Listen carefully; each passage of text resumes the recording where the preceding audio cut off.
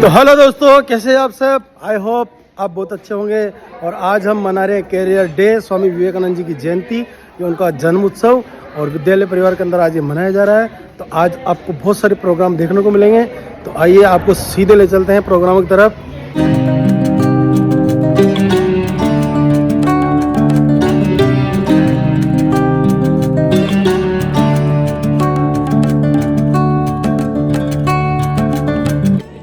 अब 2 मिनट में उन्होंने ऐसा क्या बोला कि वहाँ जितने भी लोग थे सब मंत्रमुग्ध रह गए, उनकी तरफ देखते रह गए। तो उनका जो पहला वर्ड था, उस पहले शब्द ने ही सबका ध्यान खींच लिया और सब उनको देखते रह गए। तो वहाँ उनका पहला शब्द था कि मेरे प्यारे अमेरिका के भाइयों और बहनों, क्योंकि वहाँ ऐसा कल्चर नहीं है कि दूसरे को भाई बहनों को अपना भाई बहन माना जाए।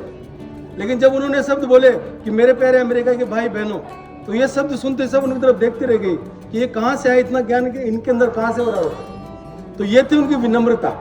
तो ये कुछ गुण थे जिनके कारण वो महान बने। भविष्य सुधारने का अच्छा अवसर दिया है सरकार ने हमें। और अपने को जब इतने अच्छे शिक्षक मिले हैं, इतना पढ़ा रहे हैं, और एक आप जो ये परसेंटेज बेस पे बहुत सारी होती है, लेकिन आपका खुद का नॉलेज भी होना चाहिए। वो जो एक मार्कशीट होती है ना, एक रंगीन कागज का टुकड़ा आपका भविष्य निर्धारित नहीं कर सकता।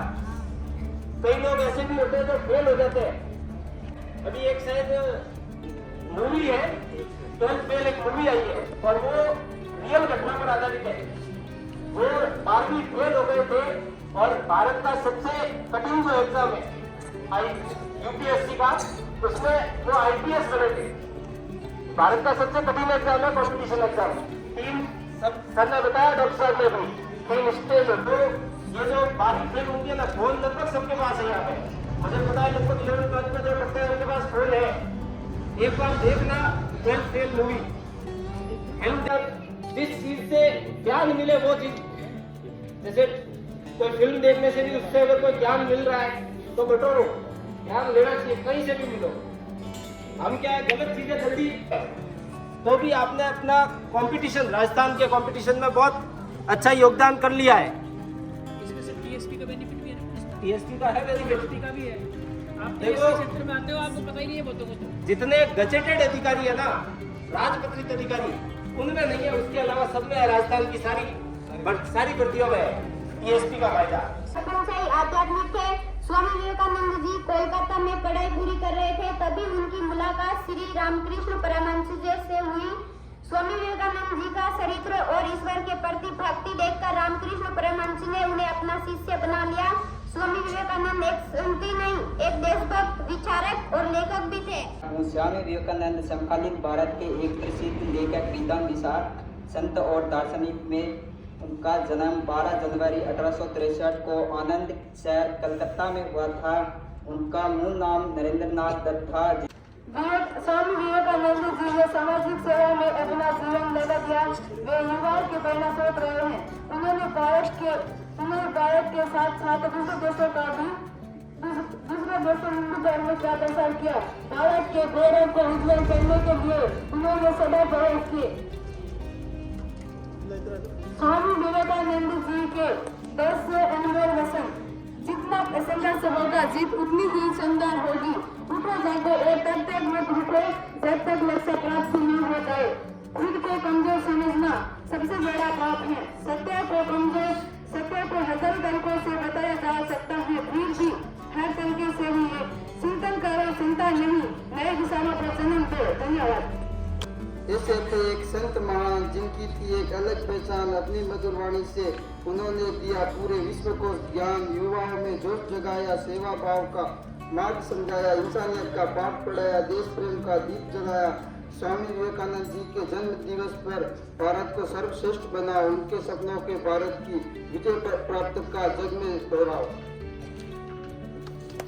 12वीं क्लास की छात्रा जेरसी कुमारी विवेकानंद जी की जयंती पर 2 शब्द बोलना चाहती है। आर्ट्स, कॉमर्स, साइंस, प्रौद्योगिकी। हाँ, तो आपके सामने पेश है, ताली बजाकर इसका स्वागत करें जोरदार।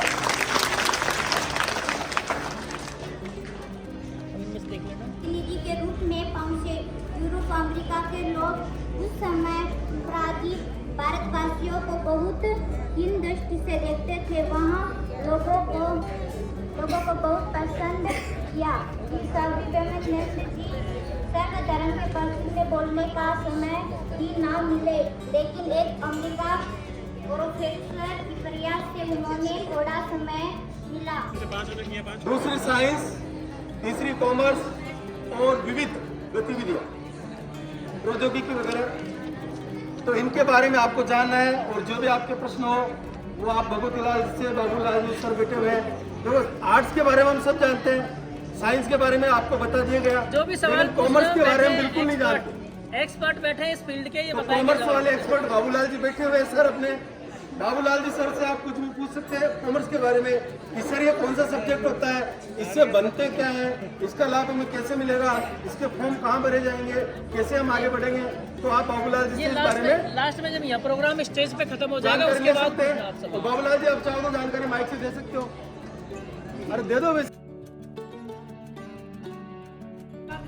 आज हमारे स्वामी विवेकानंद जयंती के उपलक्ष्य में कैरियर टीम मनाने जा रहे हैं। इसमें हमारे जो सब्जेक्ट आर्ट्स जो हम 12वीं क्लास पास करके हम क्या करें।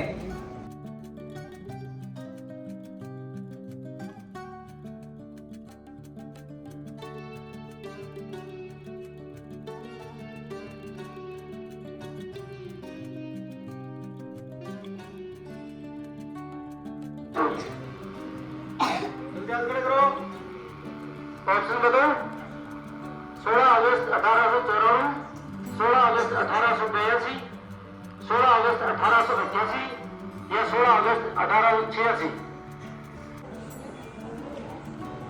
स्वामी विवेकानंद ने वेलूर मठ की स्थापना कब की? 1896, 1895, 1898 या 1893? जल्दी वो बताया भी था आपको, बायो क्लास में बताया।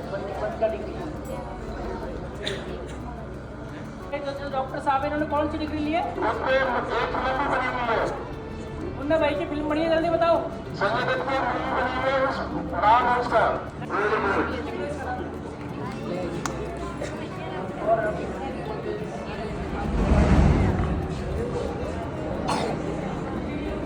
फोन अटेंड कर लो। ठीक है चलो, सबको इंतजार है? सुनना चाहते हो? जोर से बोलो। सुनना चाहते हो? तो प्रथम स्थान प्राप्त किया है क्या बात, तो ज्यादा जल्दी है।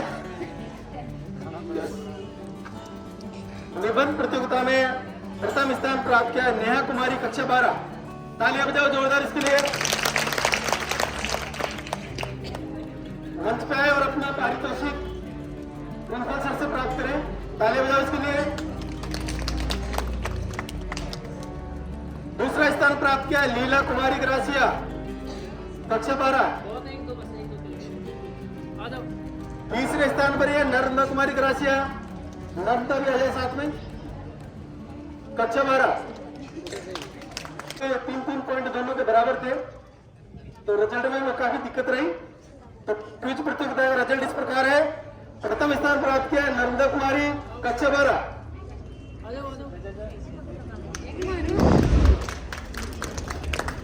द्वितीय स्थान प्राप्त किया है मुकेश, कक्षा 12। तीसरे स्थान पर है एकमी।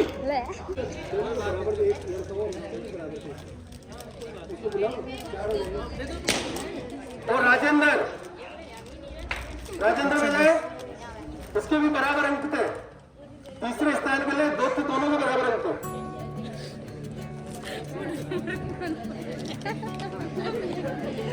युवा ऊर्जावान व्यक्ति थे और उन्होंने हमारे देश को अंतर्राष्ट्रीय स्तर पे हमारे देश की ख्याति फैलाई। युवावस्था में ही वो उनका देहांत हो गया था। उनके स्मृति में युवा दिवस, उनके जो जन्मदिन है उसी दिन मनाया जाता है। और उसके बाद में भारत सरकार ने युवा दिवस के घोषित करने के लिए घोषित कर दिया। तो हम आप सबकी जो उम्र है वो बहुत ही ऐसी उम्र है जहाँ पे हम दोहराए के बढ़ते हैं। तो आपको कुछ पता ही होता है आपस में पूछते रहते हैं क्या सब्जेक्ट लेना है, क्या सवाल